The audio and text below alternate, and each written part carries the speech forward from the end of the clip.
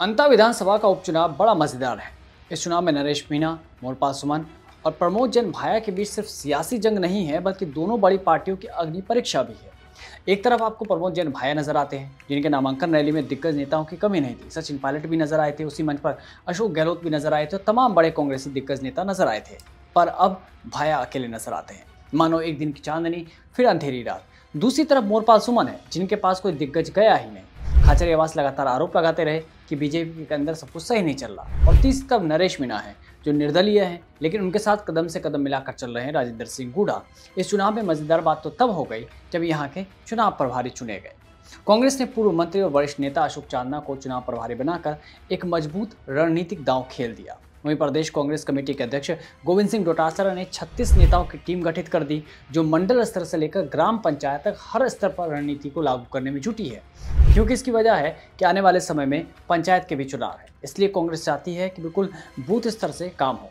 वहीं दूसरी तरफ बीजेपी ने झालावाड़ 12 सांसद और पूर्व मुख्यमंत्री वसुंधरा राजे के बेटे दुष्यंत सिंह को चुनावी प्रभारी नियुक्त किया। ये कदम न सिर्फ संगठनात्मक दृष्टि से अहम मानी जा रही है, बल्कि वसुंधरा राजे और मुख्यमंत्री भजनलाल शर्मा दोनों के लिए प्रतिष्ठा की भी लड़ाई बन चुकी है। अब अशोक चांदना और गोविंद सिंह डोटासरा के साथ दुष्यंत सिंह और वसुंधरा राजे भी आमने सामने हो गए हैं। अब दोनों फैक्टर की बात करें तो चांदना हाड़ौती के कद्दावर नेता माने जाते हैं। कांग्रेस पार्टी के लिए उनकी संगठनात्मक क्षमता और क्षेत्र में जनता के बीच कैसे राज करना है वो जानते हैं। कब कहाँ क्या बोलना है उन्हें पता है।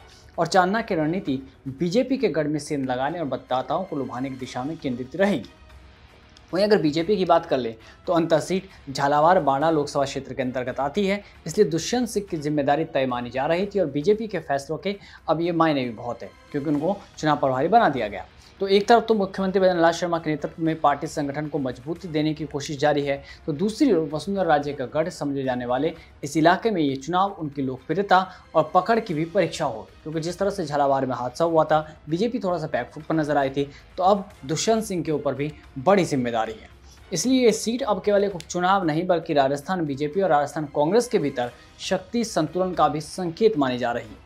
बेशक आपको सोशल मीडिया पर या चैनल्स पर बीजेपी कांग्रेस के नेता कम दिखाई दे, नरेश मीणा ज्यादा नजर आ रहे हों, पर नरेश मीणा के लिए चिंता की बात यह है कि कांग्रेस उपचुनाव में बिल्कुल माइक्रो लेवल पर, यानी बिल्कुल निचले स्तर पर जाकर काम कर रही है।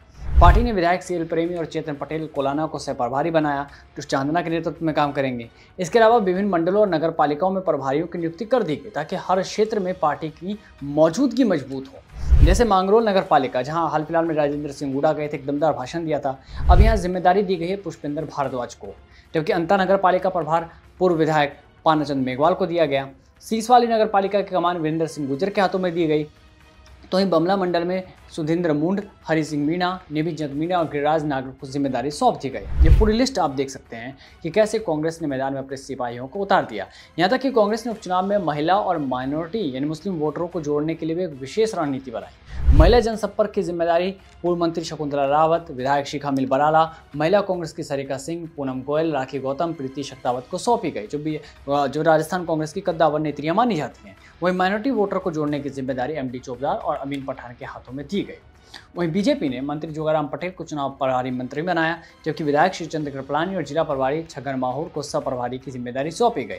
इसके अलावा राज्यसभा के सांसद राजेंद्र गहलोत, मंत्री पंजू बागमार, विधायक राधेश्याम बैरवा, सुरेश धाकड़, विश्वनाथ मेघवाल, अनिता बघेल, प्रताप सिंह भी, चंद्रभान सिंह आक्या, ललित मीणा और पूर्व विधायक बनवारी लाल सिंघल को प्रचार प्रसार की जिम्मेदारी सौंप दी गई। यानी बीजेपी ने भी अपने सिपाहियों को काम पर लगा दिया है। तो कुल मिलाकर पार्टियां बिल्कुल बूथ लेवल पर काम कर रही है।